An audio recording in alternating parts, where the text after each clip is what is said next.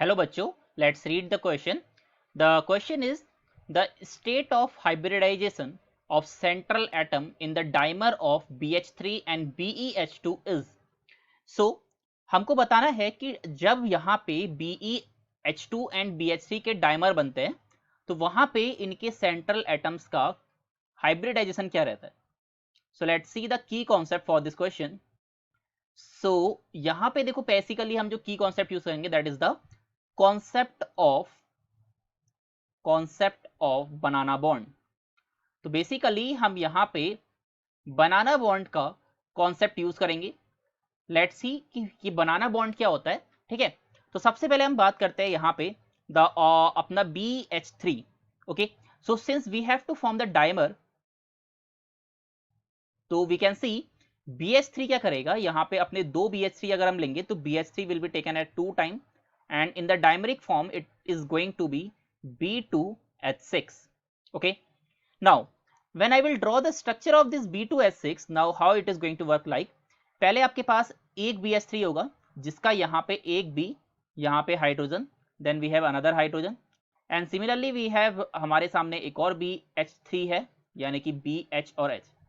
अब क्या होता है यहाँ पे इनके जो एक एक हाइड्रोजन हैं they are going to form the bond which is known as banana bond. Okay, तो एक आपका इनके बीच में एक बॉन्ड फॉर्मेशन होता है that will be banana bond. Okay, तो यहां पे क्या होता है इन दोनों का जो एक हाइड्रोजन है that is going to participate here and one hydrogen will be here. Now you can see यहाँ पे हमारे पास कितने हाइड्रोजन है, 6 हाइड्रोजन है. ओके, और यहाँ पे 6 हाइड्रोजन होने के बाद यहाँ पे जो दो हाइड्रोजन है which are common to both the boron. Okay, तो यहाँ पे अगर मैं बतूं तो ये जो आपका जो बीच वाला बॉन्ड है that is known as a banana bond. okay, now we have to check the hybridization. So we will check the hybridization of this boron.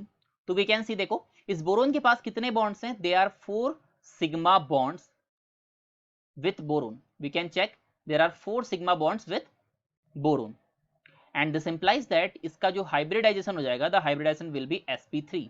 so 4 sigma bonds यानी कि sp3 hybridization यहाँ पे होगा. तो सिमिलर हमारा इस वाले बोरोन के लिए भी रहेगा, तो दोनों बोरोन के लिए sp3 रहेगा. Now coming to the second part, the second is basically BeH2. तो अगेन हमको इसका भी डाइमर बनाना है, तो BeH2 का 2 टाइम्स लेंगे and then the formula will be Be2H4. Okay, now we will again form the dimer for this compound. So क्या होगा यहाँ पे, पहले हमारे पास बेरिलियम है, तो बेरिलियम का एक हाइड्रोजन तो आपका नॉर्मली रगा रहेगा.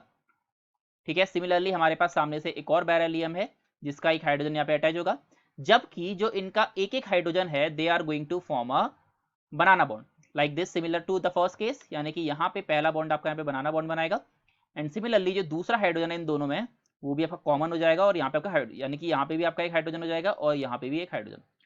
सो in the same manner as in the first case. So again this black bond is known as a banana bond which is common to both the beryllium. Now if you will check the hybridization of let's say this beryllium, तो in this beryllium we can see कितने sigma bonds हैं, we have 3 sigma bond.